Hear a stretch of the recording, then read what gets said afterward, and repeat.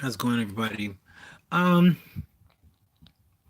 I don't have a lot of words, but I guess I just want to express some thoughts about what happened recently. I just saw this video, and it was crazy. It was uh I guess this is for the mature audience, but it was just crazy. I saw my Facebook feed. It's basically infant abuse, and it just kind of reminded me like just the craziness of the world, and it's just like, how do you do that? How do you get into that mindset that harming children is okay? I don't understand that. Like, these children are smaller than you. They're helpless against you. They depend on you for their survival, and you betray that. Um you just I don't know. I don't know what compels a man to do that. But people and everybody got some craziness. Not something is extends as far as that, but everybody has something that they need to rectify or fix. So it's again, it's not it would even though it wouldn't be as bad as harming children, Lord forbid. It may be something like, I don't know, you're drinking and your liver can't take it, or you're lying too much, or you are not trusting, or you're afraid, or in your fear you just sabotage your life or something like that. There's a lot of stuff. No one's perfect. Fall short. Is for the religious is of the glory of God. And so I've been watching a lot of George Peterson. Very, very good intellect. I don't know if he's deist or anything like that, but a lot of his stuff sounds very Christian. At least to me, it does. And I love the fact that he just expresses things in a very practical way, a very detailed way.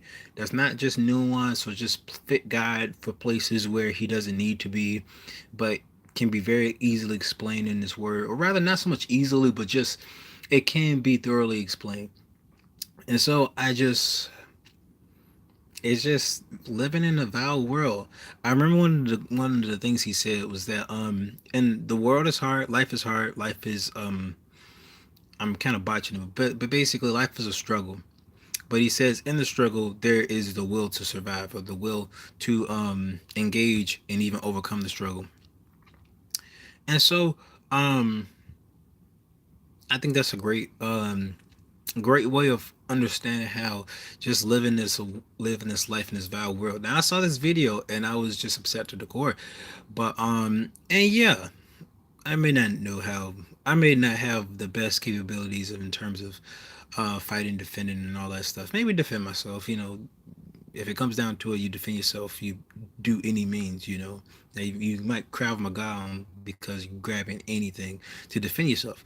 But essentially, my point is that I don't know if I'd be able to find that person. I remember from Searching, the movie Searching, how the dude basically used his computers and stuff to find his daughter, and the whole fiasco that came out of that.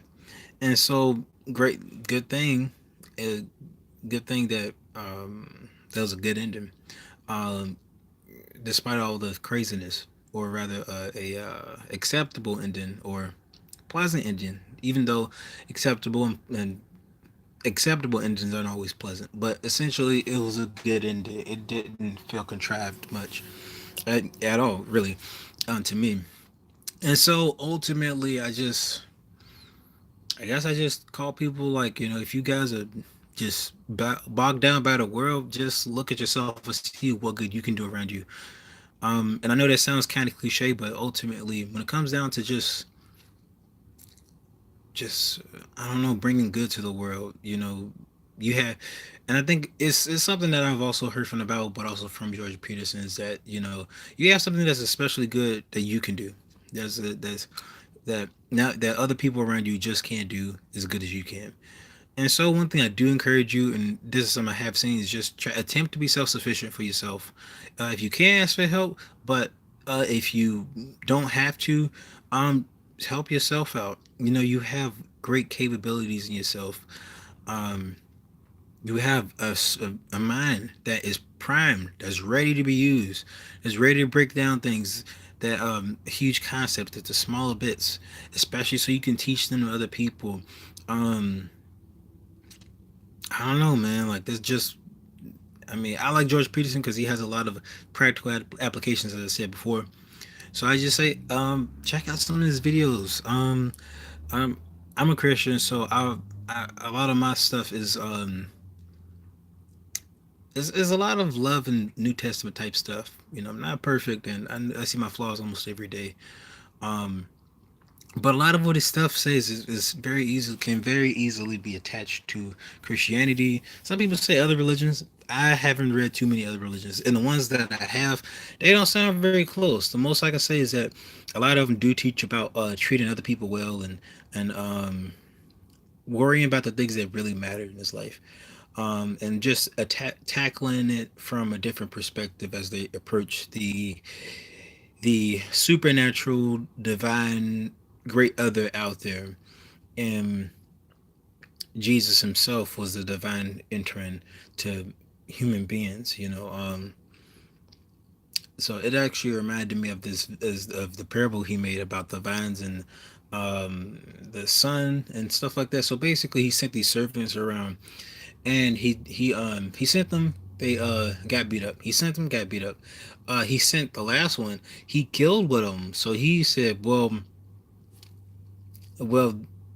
I'm sent my son. You know, he's they shouldn't really have a problem with him. And so they said, well, if we kill him, you can get his inheritance.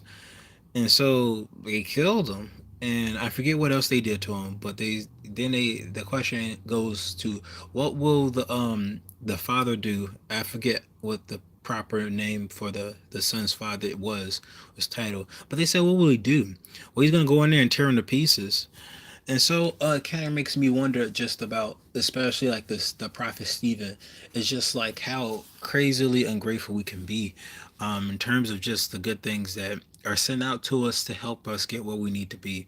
Um, you know, got in the Bible, the old Bible times of like the Pentateuch in the Jewish days. Uh, Jews still exist, but ultimately, what I'm saying is back in the olden days of the Bible, the document speaks about prophets, judges, stuff like that. God has been sending these people, and the people, and there's disdain for actually wanting to obey or wanting to listen, have killed off these prophets. Now they have the nerve today to say, oh, these guys were so holy, oh man, if only we could be like them. But it's like we show the same disdain for them as we did today in modern prophets. I mean, well, not modern prophets, but like people like Jesus himself. We have such we have such um, vocally we have a lot of good things to say about him, but in terms of him actually mattering, him actually having a significant impact in our lives, is very kind of if not apathetic, just don't care. It's very like negative, very negative. They just like angry to the point that they're gonna fight him, and it's I don't know, it's crazy to me, and it always makes me give a sigh whenever I hear people say, "What do you want in life? What would be nice to have in life?" And people say world peace, and I just think I cringe inside because I think world peace. I mean, if that was the case, not even like logically speaking, because world peace means everybody has to be at peace under the same ideal. What I mean more so is that um, no one can really agree with each other without fighting each other or getting into fights. Not even with like resources in terms of war or politics. Even in America, we're divided in our politics. We can't even listen to the person and just respectfully disagree. We can't even be bipartisan at times to say, hey, okay, I may not agree with all of this, but some concepts I can, and we're just so hard nosed about doing our own thing and seeing it from our own perspective and just really being to ourselves, And I've always thought to myself about, when you do something selfish, you're attempting to preserve your life. Um, you're attempting to preserve your life, I'm scared. I'm going to preserve my life. And so when people preserve their life, they preserve their life in many other ways. Um, they may be closed off, be to themselves. They may only reach you when they need something, then they'll go back to themselves. Um, you know, they may not tell you the truth about everything because they're trying to defend themselves. They're trying to preserve their own life. You know, they're not trying to be kind to you. They're just trying to live and get by. And from a human, very human perspective, that makes sense because everybody's out to live for themselves, despite being a community of individuals, a species, if you would like to call it. Um, we just, I mean, of course, there's other words to describe a group of people, but what I mean is that we're a group of people. We're not going to survive alone. Um, but I don't know. Like, again, I like George Peterson. You know, he's a great psychologist. Pretty sure he's a psychologist. Um, and just speaks great truth about things. Like, he's not going to sit here and sadly, he's not gonna just sit here and BS you all the time. He's not gonna lie to you. He's not going to because he knows the truth is gonna be best for you. You know, and being a Christian, I'm supposed to be about the seeking the best things for you, even if you may not like it. So sometimes he may say, "Hey, you need to get off your butt. You know, get up off it, get up off your ass, and do something." You know, because I remember he said it in one of his videos. With, I believe with Dr. Oz, he was like, um, "You need to start doing something and being self sufficient because the human race depends on it. Depends, and the world depends on it. It depends on you actually being a good human being." A overall human being, not just caring for yourself, because you know it essentially, as it says, it takes a village to raise a child. So in a sense, to preserve a child, it probably takes each other from the village to help each other without burdening each other. You know, you help each other, you move on, you both attempt to be self-sufficient in your means, and then if you can't, ask the other person. And it also kind of reminds me of the 48 Laws of Power. I'm gonna still watch it, rewatch it, but essentially what it says is that, you know, when you do ask for something, appeal to that other person in their interest as you ask them. And so part of that is essentially, it's almost like a bargain. You know, okay, I don't have a lot of stuff, but I'm going to appeal to you. I'm going to here have an orange. You gave me a ride, have an orange. You know, it's not much. Okay, hey, thanks for this ride. Again, it's this is subliminally bleeding into something else, but for the most part, it's just it's an example. You know, is easy to care about only yourself. It's easy to become I mean, just highly ambitious with selfish gain, with selfish ambitions. Not the easiest to actually care for people. Not the easiest. Not the easiest. It's not. I wish it was. I really do. I wish it was easy to love people. I really wish it was easy to deny yourself. I really wish it was easy to work a job, work more than one job. I really wish it was easy to do all this stuff, but it's not. But some of what Jordan Peterson says, and I definitely agree. You can do it. You know, there's hard things in this life, and you know, there's a lot of wisdom you can grab. And so I just encourage you, grab wisdom, grab some wisdom. I'm a Christian, and even in Proverbs, it say, cling to, grab, have wisdom, bind it to your neck. You know, because she'll help you out. You know, it speaks to like a force, but it says like, cling on to wisdom. Don't just think you know everything. You know, don't lean on your own understanding. And the fear of the Lord is the beginning of all understanding. Which is again when he mentioned that, when he kind of clarified that, it kind of made sense. It was like, because I never really knew what that meant, and I definitely will research that a little more. But yeah, that's all I got. I gotta do my thing and do my business type stuff. Not even business, but just do what I gotta do. You know. So I just encourage y'all to just do what y'all can do, and know you have great potential to do big things that are necessary. You know, and so as you're out there doing that, just do your best and try not to burden people too much. And don't be entitled where you feel like people have to help you, but treat every act of kindness as a privilege.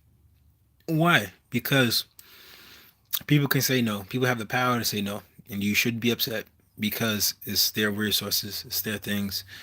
You know, they have the complete authority with their things to tell you no. I don't want to do this. No, I'm not interested in doing this. And if the world want to say that, that's their prerogative too. But if they say yes, yes, I'm willing to help you. Yes, I'm willing to help you give you the scholarship. Yes, I'm willing to throw this free meal at you. Yes, I'm willing to help you out with a ride, so forth and so forth. You know, be happy, be thankful, be thankful for everything. You know,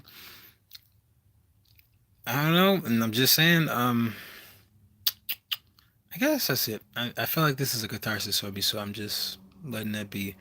Surviving a cruel world, you just have to try your best not to be cruel and be smart and work hard and do your best because you have capabilities. I believe God gave us capable bodies. It just sucks. And I really hope there's justice for the oppressed and for the poor, for the widow, for the oppressed, for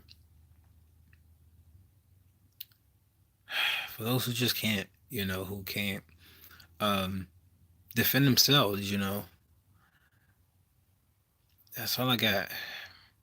And I hope God, authorities, everybody, everything can handle these atrocities.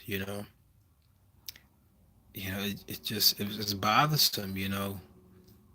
Let's start making deliberate choices, intentional choices that help ourselves, help our communities, help those around us, even if it means lovingly telling them the truth that's gonna offend them. You know, to lovingly, patiently, kindly, and to not have fear. You know, fear will have you doing the opposite of what you want to do. So, thanks. That's all I got.